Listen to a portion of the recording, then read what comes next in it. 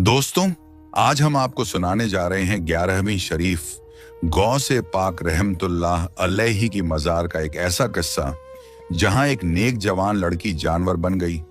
उसने मज़ार के साथ क्या हरकत की जिसे देख सारा गांव चिल्लाने लगा। आखिरकार उस पर अजाब क्यों आया, फिर गौसे पाक की दरगाह से क्या करिश्मा हुआ, ये सब देखने के लिए वीडियो शुरुआत से आखिर तक जरूर देखें, क्योंकि यह कहानी सिर्फ रोमांचक नहीं बल्कि सबक अमोज और दिल छू लेने वाली है। गांव छोटा था मगर उसकी हवा में एक अजीब सी रूहानी महक बसती थी। हर शाम अजान की आवाज से आसमान गूंज उठता था और हर जुम्मे की रात दरगाह की चिरागानी से पूरा इलाका ऐसे चमक उठता था जैसे कोई आसमान से रोशनी बरसा रहा हो। उस गांव में एक गरीब मगर नेक दिल इंसान रहता था। उसका नाम हबीब था। हबीब की रोजी रोटी बहुत मामूली थी। कभी खेतों में मजदूरी कर लेता, कभी गांव वालों के छोटे मोटे काम करके कुछ कमा लेता, लेकिन उसका दिल इतना साफ था कि वह हर जुम्मा चाहे घर में रोटी कम हो फिर भी गौसे पाक की दरगाह पर फूल भेजना नहीं भूलता था। उसकी बीवी जैनब भी उसी की तरह नेक और परहेजगार थी। घर में नमाज कायम रहती, हर वक्त तस्बीह की आवाज गूंजती। हबीब और जैनब की एक ही बेटी थी, नाम था नूरा। जब नूरा पैदा हुई तो पूरी बस्ती ने मुबारकबाद दी। सब ने कहा, हबीब तेरे घर में नूर उतरा है, ये लड़की बड़ी होगी तो पूरे गांव की शान बनेगी। नूरा बचपन से ही बहुत मासूम और फरमानबरदार थी। 5 साल की भी नहीं हुई थी कि दरगाह जाने लगी। छोटी सी झाड़ू हाथ में लेकर दरगाह के आंगन की सफाई करती, पास बैठकर चुपचाप दुआ करती। गांव के बुजुर्ग अक्सर कहते, इस बच्ची पर गौस पाक का खास करम है, देखना एक दिन यह लड़की सबके लिए दुआओं का जरिया बनेगी। नूरा को बचपन से दरगाह की महक बहुत प्यारी लगती थी। हर गुरुवार की शाम को जब दरगाह पर चिराग जलाए जाते, पूरी दरगाह से खुशबू फैलती तो नूरा दौड़कर वहां पहुंच जाती। कभी मजार की चादर को पकड़कर आंखों से लगाती, कभी कांच की जाली के पास बैठ जाती और घंटों तक वहां का सुकून महसूस करती। दिन, महीने, साल बीतते गए। नूरा जवान हो गई। उसकी सूरत में नूर बस गया था। गोरी रंगत, बड़ी बड़ी आंखें, लंबी छोटी और चेहरे पर अदब का ऐसा नूर कि जो भी देखता कह उठता, माशा अल्लाह, ये लड़की तो परियों जैसी लगती है। पूरे गांव में नूरा की नेक नामी का शोर था। लोग अपने बच्चों को कहकर तालीम देते, बेटा नूरा जैसी बनो, दरगाह से मोहब्बत करो, माँ बाप की फरमाबरदारी करो। नूरा के माँ बाप को भी उस पर बहुत फख्र था। जैनब अक्सर कहती, हबीब अल्लाह ने हमें बेटी दी मगर बेटों से बढ़कर हमारी इज्जत है ये। गांव के बच्चे नूरा को दीदी कहते और उसके पास बैठकर दरगाह की बातें सुनते। नूरा अक्सर उन्हें गौस पाक के करामात सुनाती, बच्चों को दुआ करना सिखाती। लेकिन धीरे धीरे वक्त बदलने लगा। नूरा की सहेली साइमा जो कॉलेज जाती थी, उसके पास नया मोबाइल आ गया। साइमा अक्सर नूरा को भी मोबाइल चलाना सिखाती। पहले तो नूरा हंस देती, लेकिन धीरे धीरे उसने भी मोबाइल में दिलचस्पी लेना शुरू कर दिया। पहले वो सिर्फ दरगाह पर वक्त गुजारती थी, अब घर में बैठकर सोशल मीडिया पर तस्वीरें देखती, नए लोगों से बातें करती। माँ बाप को ये सब अच्छा नहीं लगता था। हबीब कई बार समझाता, बेटी फोन में ज्यादा वक्त मत डाला कर, ये वक्त की बर्बादी है। बगदाद दरगाह का रुख मत छोड़ा कर नूरा सिर हिला देती, मगर उसका दिल अब दरगाह से ज्यादा दुनियावी चीजों की तरफ लगने लगा। गांव के लोग अब भी कहते, नूरा बहुत नेक है, इस पर गौस पाक का साया है। मगर किसी को नहीं पता था कि नूरा की जिंदगी अब एक ऐसे मोड़ पर पहुंचने वाली है जहां से उसकी इम्तिहान की असली शुरुआत होगी। समय बीतता गया और नूरा अब जवान हो चुकी थी। गांव में उसकी शोहरत और भी बढ़ गई थी। लोग कहते थे, गांव में अगर किसी की बेटी की परवरिश देखनी हो तो हबीब और जैनब के घर चलो, उनकी नूरा देखो, कैसी पाक साफ और सलीखे वाली लड़की है। नूरा रोज सादगी से तैयार होकर कॉलेज जाती, लंबा सा दुपट्टा सिर पर, आंखों में शर्म और हया और चेहरे पर पाकीज़गी की चमक। गांव के बुजुर्ग उसकी इज्जत से नजरें झुका लेते और दुआ देते, खुदा तुझे हिफाजत में रखे बेटी। नूरा की सबसे करीबी सहेली साइमा थी। साइमा कुछ हद तक मॉडर्न सोच रखती थी। हाथ में मोबाइल रहता, कभी हंसती, कभी गाने सुनती, कभी तस्वीरें लेती। नूरा पहले तो उसे देखकर हंस देती और कहती, साइमा, ये फोन में इतना क्या है जो तुझे हर वक्त खींचे रहता है? साइमा हंसकर जवाब देती, अरे नूरा, ये दुनिया बदल गई है, अब सब कुछ फोन में है। दोस्त, बातें, रिश्ते, तस्वीरें, सब कुछ। धीरे धीरे नूरा भी फोन में दिलचस्पी लेने लगी। पहले उसने सिर्फ साइमा का फोन हाथ में लेकर तस्वीरें देखी, फिर धीरे धीरे उसने अपना छोटा सा फोन खरीदा। घर में माँ बाप को यह देखकर थोड़ी हैरानी हुई, मगर उन्होंने सोचा कि कॉलेज जाने वाली लड़की है, जरूरत होगी। अब नूरा फोन पर वक्त बिताने लगी। पहले दिन में सिर्फ सहेली से बात करती, फिर सोशल मीडिया पर प्रोफाइल बनाई, फिर धीरे धीरे नए लोगों के फ्रेंड रिक्वेस्ट आने लगे। माँ कई बार समझाती, बेटी, फोन कम इस्तेमाल किया कर, ये आंखों का नूर चुरा लेता है और दिल को गंदा कर देता है। नूरा कह देती, अरे अम्मा, मैं कुछ गलत नहीं कर रही, बस सहेली से बात करती हूँ। लेकिन अब नूरा का दिल पहले जैसा न रहा था। पहले उसका दिल दरगाह में लगता था, अब फोन पर किसी के मैसेज का इंतजार करने लगा। एक दिन अचानक एक लड़के का मैसेज आया। मैसेज में सिर्फ इतना लिखा था, आप बहुत अच्छी लगती हैं। नूरा का दिल धक से रह गया। उसने पहले जवाब नहीं दिया, लेकिन दिन भर वही सोचती रही। रात को फिर मैसेज आया, मैं आपसे बात करना चाहता हूं, आपसे शादी करना चाहता हूं। नूरा पहले तो डरी, फिर धीरे धीरे जवाब दिया, आप कौन हैं? लड़के ने अपना नाम बताया। वह पास के कस्बे का रहने वाला था। दिन ब दिन बातें बढ़ने लगी। नूरा हर रोज माँ बाप से छिपकर फोन पर बात करने लगी। अब वह कॉलेज जाने का बहाना बनाकर साइमा के साथ उस लड़के से मिलने भी जाने लगी।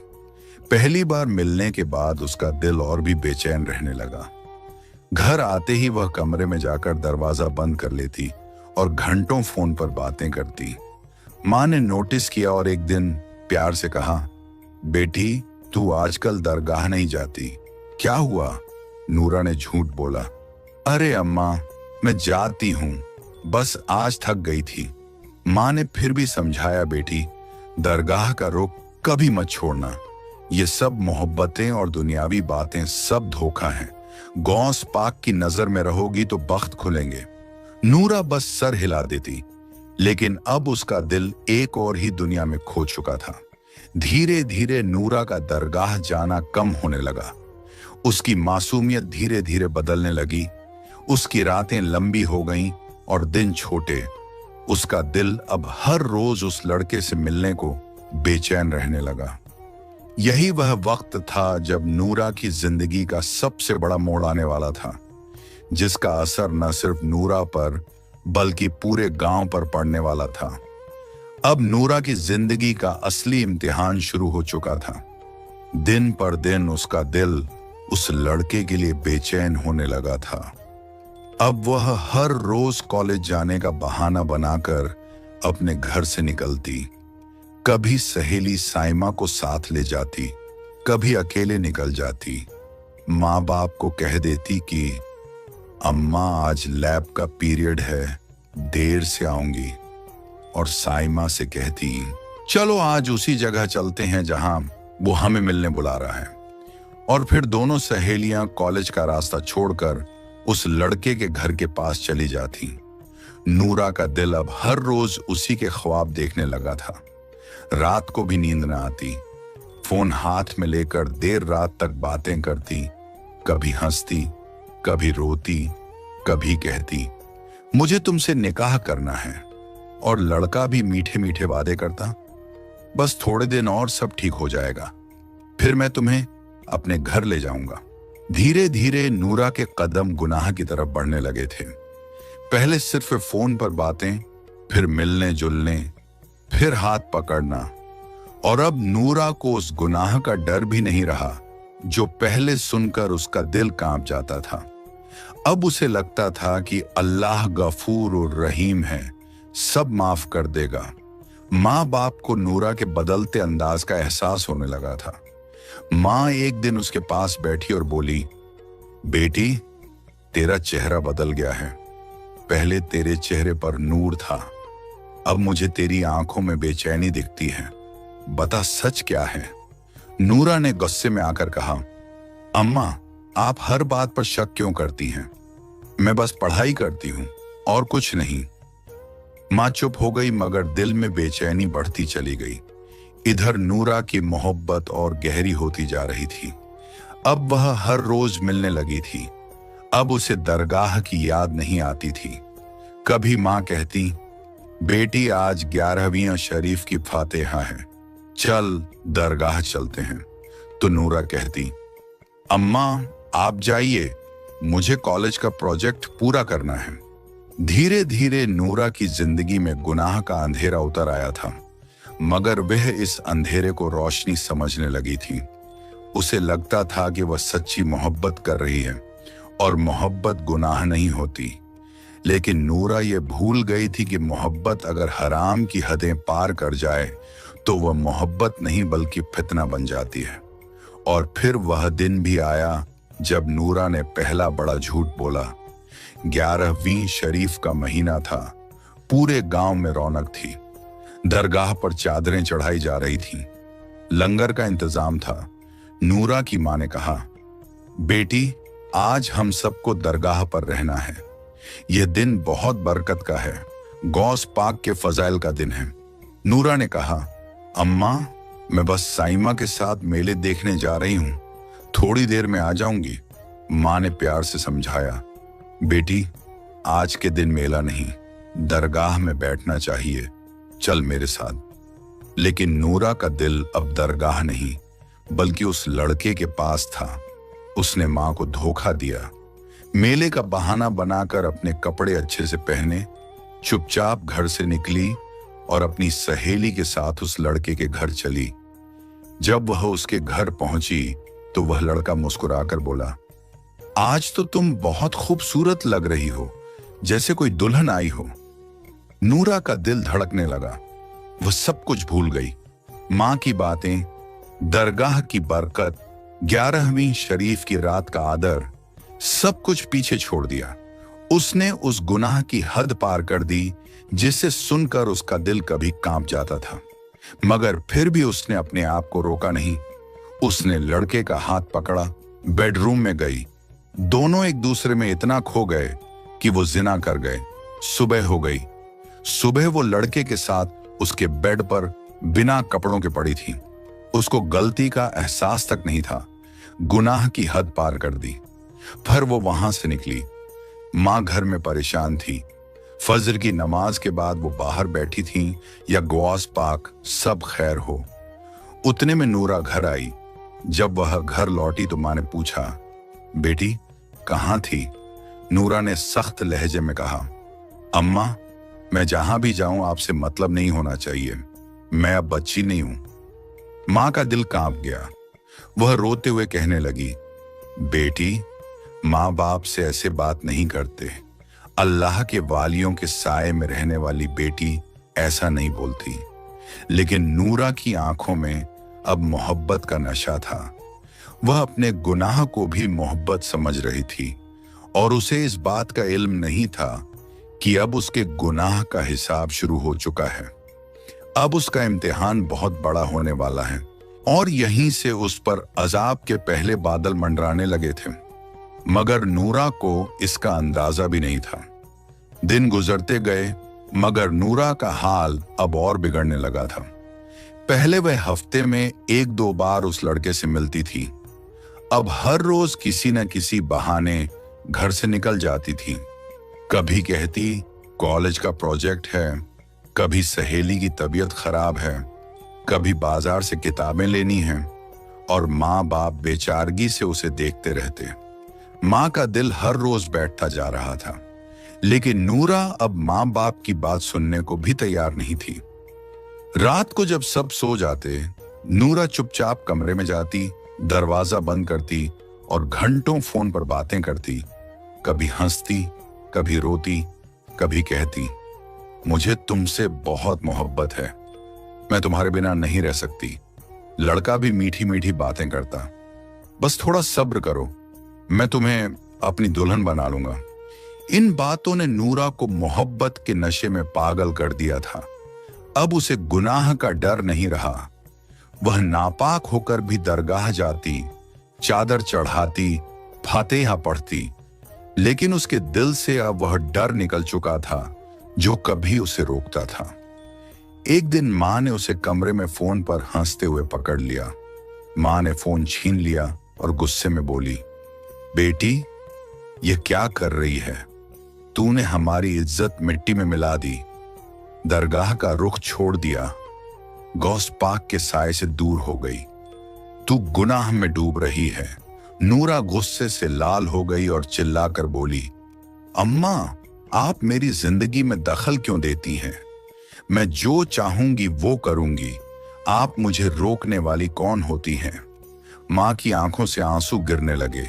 उन्होंने हाथ जोड़कर कहा, बेटी, मां बाप को यूं तकलीफ मत दे, अल्लाह से डर, गुनाह छोड़ दे, वरना तेरा अंजाम बुरा होगा। लेकिन नूरा के दिल पर अब मोहब्बत का ऐसा पर्दा पड़ा था कि उसने अपनी मां की कोई बात नहीं सुनी। उल्टा गुस्से में आकर अपनी मां को धक्का दे दिया। मां जमीन पर गिर गई, उनके सर से खून निकलने लगा। यह नजारा देखकर पूरा घर कांप उठा। हबीब दौड़ता हुआ आया और चिल्लाया, नूरा, तूने क्या कर दिया? ये तेरी मां है, जिसने तुझे पाल पोस कर बड़ा किया, तूने उसी पर हाथ उठा दिया।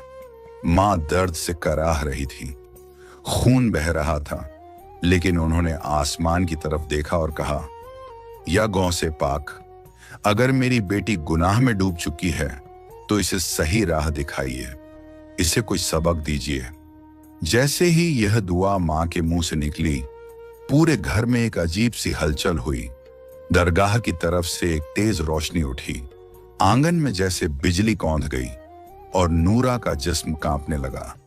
नूरा अचानक चीखने लगी, उसके जिस्म पर पसीना आने लगा, हाथ पांव थरथराने लगे और वह जमीन पर गिर गई। उसके नाखून लंबे होने लगे, चेहरे पर बाल उगने लगे, उसकी आवाज बदलने लगी, वह किसी जानवर की तरह गुर्राने लगी। माँ बाप घबरा गए, पड़ोसी दौड़ कर आए। सबने नूरा को उस हालत में देखा तो कांप गए। कोई कहने लगा, यह जादू है, कोई बोला नहीं, यह अजाब है, गौस पाक का अजाब है। पूरा गांव इकट्ठा हो गया, लेकिन नूरा अब काबू से बाहर थी। वह दीवार से टकरा रही थी, जमीन पर लौट रही थी, उसके मुंह से अजीब अजीब आवाजें निकल रही थीं। माँ बाप रोने लगे, मां चिल्लाने लगी, या अल्लाह, मेरी बेटी को माफ कर दे, हमने क्या गुनाह किया कि हमारी औलाद पर ऐसा अजाब आ गया। लेकिन यह तो बस अजाब की शुरुआत थी, असली मंजर अभी बाकी था। पूरा आंगन चीखों से गूंज रहा था। नूरा अब पूरी तरह काबू से बाहर थी। उसका चेहरा बदल चुका था, आंखें लाल आग की तरह चमक रही थीं, मुंह से झाग निकल रहे थे, बाल बिखरे हुए थे और उसके हाथ पांव पर लंबे लंबे नाखून निकल आए थे। वह चारों हाथ पैर पर जमीन पर रेंग रही थी, जैसे कोई दरिंदा हो, और बीच बीच में गुर्राती, चीखती, हंसती और रोती। उसकी यह हालत देखकर गांव की औरतें चिल्लाकर पीछे हट गईं और बच्चे डर के मारे मांओं से चिपक गए। कोई कह रहा था यह जिन्न का असर है, कोई कहता यह गुनाह का अजाब है, और किसी की हिम्मत नहीं थी कि नूरा के पास जाए, क्योंकि वह कभी अचानक झपट्टा मारती और कभी जमीन पर लोटपोट हो जाती। माँ बाप बेहाल होकर नूरा को पकड़ने की कोशिश करते, मगर वह जानवरों जैसी ताकत से माँ को धक्का देती और दूर फेंक देती। बाप भी गिर जाता। घर का सामान टूटने लगा। आंगन में चूल्हे की आग बिखर गई, धुआं भर गया। इस सारा मंजर देखकर पड़ोसी और रिश्तेदार भी घर में आ गए। किसी ने कहा इसको अमिल के पास ले जाओ, किसी ने कहा पहले दरगाह चलो, वहां फूंक मरवाते हैं। लेकिन नूरा को पकड़ना नामुमकिन था। वह कभी हंसती कभी रोती और फिर अपने सिर को जमीन पर मारने लगती। माँ चिल्लाती, या गौ से पाक, मेरी बेटी को बचा लीजिए, हमसे गलती हो गई, हमने आपकी बेअदबी की, हमारी औलाद को माफ कर दीजिए। लेकिन नूरा का हाल और बिगड़ता जा रहा था। उसका पूरा जिस्म पसीने से तर था और जैसे जैसे रात गहराती गई उसकी शक्ल और भी डरावनी हो गई। चेहरा किसी खौफनाक जानवर जैसा दिखने लगा। दांत बाहर निकल आए, बाल और घने हो गए, नाखून और लंबे हो गए और अब वह घर में एक कोने में बैठकर गुर्राने लगी। उसकी सांसें इतनी भारी थीं कि सबके रोंगटे खड़े हो गए। आखिरकार गांव के लोग एक मशहूर अमिल को बुलाने गए। अमिल आया, उसने घर में कदम रखा और जोर से दरूद शरीफ पढ़ा। घर के कोने में बैठी नूरा जोर से चीखने लगी। अमिल ने कहा, यह किसी साधारण बीमारी का मामला नहीं है, इस पर अजाब है। गौसे पाक की नाफरमानी और गुनाह की वजह से यह हालत हुई है। इसे सिर्फ दरगाह पर ले जाकर दुआ करनी होगी, वरना यह जान दे देगी और सबको इबरत मिल जाएगी। बाप ने रो रो कर कहा, अमिल साहब, हमसे गलती हो गई, मेरी बेटी को बचा लीजिए, हम दरगाह जाएंगे, गौ से पाक से माफी मांगेंगे। अमिल ने कहा, फौरन इसे दरगाह ले जाओ, जितनी देर करोगे हालत बिगड़ती जाएगी। गांव के 4-5 मजबूत नौजवान आए। सबने मिलकर नूरा को पकड़ा। वह चीखती रही, नाखूनों से खरोंचती रही, बाल खींचती रही, लेकिन सबने मजबूती से पकड़ लिया और रस्सियों से बांध दिया। उसे चारपाई पर डालकर दरगाह की तरफ ले चले। पूरा गांव पीछे पीछे चल पड़ा। कोई कलमा पढ़ रहा था, कोई दुआ कर रहा था, कोई फूंक मार रहा था और कोई रो रहा था। माँ बेहोश होने जैसी हालत में थी। बाप के आंसू रुकने का नाम नहीं ले रहे थे। पूरा रास्ता दुआओं से गूंज रहा था। दरगाह पहुंचने तक नूरा का हाल और भी बिगड़ चुका था। उसके मुंह से अजीब अजीब आवाजें निकल रही थीं, जैसे कोई दूसरी आवाज उससे बात कर रही हो। उसने गुर्राकर कहा, मुझे मत ले जाओ, मैं यहां नहीं रहूंगी। लेकिन सब उसे लेकर मजार के आंगन तक आ गए। जैसे ही मजार के पास पहुंचे, अचानक आसमान पर बादल छा गए। तेज हवा चलने लगी। दरगाह के चिराग जोर से जलने लगे और एक नूरानी रोशनी मजार से उठी जिसने पूरे आंगन को रोशन कर दिया। यह देखकर सबके दिल कांप गए। सब गिर गए सजदे में और पढ़ने लगे, या गौसे पाक मदद। नूरा को मजार के सामने रखा गया। वह चीख रही थी, जमीन पर लौट रही थी। रस्से टूटने लगे जैसे किसी ने खींच कर तोड़े हों। तभी वह रोशनी नूरा पर गिरी और पूरा आंगन सन्नाटे में डूब गया। नूरा एकदम से खामोश हो गई। उसकी सांसें तेज चल रही थीं और उसकी आंखें आसमान की तरफ टिकी हुई थीं। जैसे ही मजार से वह तेज नूरानी रोशनी नूरा पर पड़ी, पूरा आंगन सन्नाटे में डूब गया। हवा थम गई, चिराग स्थिर हो गए और अचानक एक गहरी और रौबदार आवाज गूंजी जिसने सबकी रूह को हिला दिया। आवाज कह रही थी, ऐ नूरा, तूने अल्लाह की नाफरमानी की, तूने गौ से पाक की 11वीं शरीफ के दिन गुनाह किया, तूने माँ बाप की बेअदबी की, तूने झूठ बोला, तूने नापाक होकर दरगाह पर कदम रखा, तूने गुनाह के साथ चादर चढ़ाई। ये सब तेरे गुनाह थे जो अब तेरे सामने हैं। नूरा चीख पड़ी। उसने हाथ जोड़ दिए और रोते हुए कहा, मुझे माफ कर दो, मैंने गुनाह किया, मैंने मोहब्बत के नाम पर अपनी इज्जत बेची, मैंने अपनी माँ को चोट पहुंचाई, मैं शर्मिंदा हूं, या गौसे पाक मुझे माफ कर दो। आवाज और तेज हुई, यह अजाब सिर्फ तुझ पर नहीं आया बल्कि पूरे गांव के लिए इबरत है। ताकि कोई माँ बाप की नाफरमानी ना करे, कोई 11वीं शरीफ की बेअदबी ना करे, कोई नापाक होकर दरगाह पर ना आए। आज तुझे इस हाल में इसलिए लाया गया है ताकि सबक बने। पूरा गांव सजदे में गिर पड़ा। हर किसी की आंख से आंसू बहने लगे। किसी ने दुआ के लिए हाथ उठाए, किसी ने गुनाह याद करके तौबा की। माहौल रोने से भर गया। कोई कह रहा था, या अल्लाह हमें माफ कर दे, हमसे भी गुनाह हुए हैं। नूरा का जिस्म कांपने लगा। उसका जानवर जैसा चेहरा धीरे धीरे इंसानी शक्ल में आने लगा। बाल झड़ने लगे, नाखून टूटने लगे, उसकी सांसें सामान्य होने लगीं और वह थक कर बेहोश हो गई। लेकिन उसके चेहरे पर अब डर की जगह शर्म और तौबा के आंसू थे। उसके बाप हबीब रोते हुए मजार से लिपट गए और बोले, या गौस से पाक, आपने मेरी औलाद को बचा लिया। मेरी दुनिया अंधेरी हो रही थी, आपने हमें फिर से उम्मीद दी। मां नूरा के पास बैठ गई, उसके माथे पर हाथ रखा। नूरा होश में आई तो रोते हुए मां के कदमों में गिर पड़ी और बोली, अम्मी मुझे माफ कर दो, मैंने गुनाह किया, मैंने आपका दिल दुखाया, मुझे अपनी औलाद समझकर माफ कर दो। मां की आंखों से आंसू गिर रहे थे।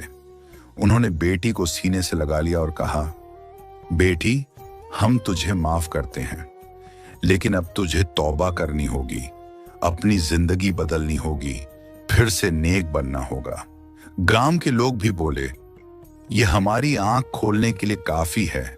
हम सब अब दरगाह की इज्जत करेंगे, माँ बाप का कहना मानेंगे और गुनाह से बचेंगे। फिर अम्मिल ने कलमा पढ़वाया, सबने दुआ की, दरगाह में जोरदार फातिहा हुई और सबने अल्लाह से माफी मांगी। उस दिन से पूरा गांव बदल गया। इस कहानी से हमें यह सबक मिलता है कि माँ बाप की नाफरमानी करना, झूठ बोलना और गुनाह में डूबना इंसान की जिंदगी के लिए सबसे बड़ा खतरा है। नूरा के उदाहरण से साफ दिखता है कि कैसे एक नेक और पाक लड़की भी मोहब्बत और दुनियावी लालच में डूबकर गैर बराबरी की राह पकड़ सकती है और उसकी यह बेवकूफी उसे अज़ाब में बदल देती है। दरगाह की बेअदबी करना और 11वीं शरीफ के पाक दिन की बेइज्जती करना सीधे अल्लाह और गौ से पाक की नफरत और गुनाह की सजा का कारण बन सकता है। इसीलिए हर इंसान को चाहिए कि वह हमेशा माँ बाप की इज्जत करे, उनके हुक्म माने, दरगाह और अल्लाह के हुक्म का पालन करे और हर समय नेक, पाक और ईमानदार रहे। गुनाह की तरफ न झुके, झूठ और बेईमानी से दूर रहे और अपने दिल को हमेशा रोशनी और तौबा के नूर से भरकर रखे, ताकि कोई भी मोहब्बत या दुनियावी लालच उसे अजाब में न डाल सके और उसकी जिंदगी खुशहाल, बरकत भरी और अल्लाह की हिफाजत में गुजरे। और यह कहानी सबको यह याद दिलाती है कि अजाब का डर, माँ बाप की इज्जत, दरगाह की इज्जत और नेक रहना ही इंसान की असली ताकत है। यही सबक है जिसे नूरा और पूरे गांव ने सीखा और जीवन भर नहीं भुलाएंगे। प्यारे दोस्तों, हमने यह कहानी अजाब नूरा आपके लिए बनाई है और हम जानना चाहते हैं कि आपको यह कैसी लगी। हमें जरूर बताएं कि आप यह कहानी कहां से देख रहे हैं।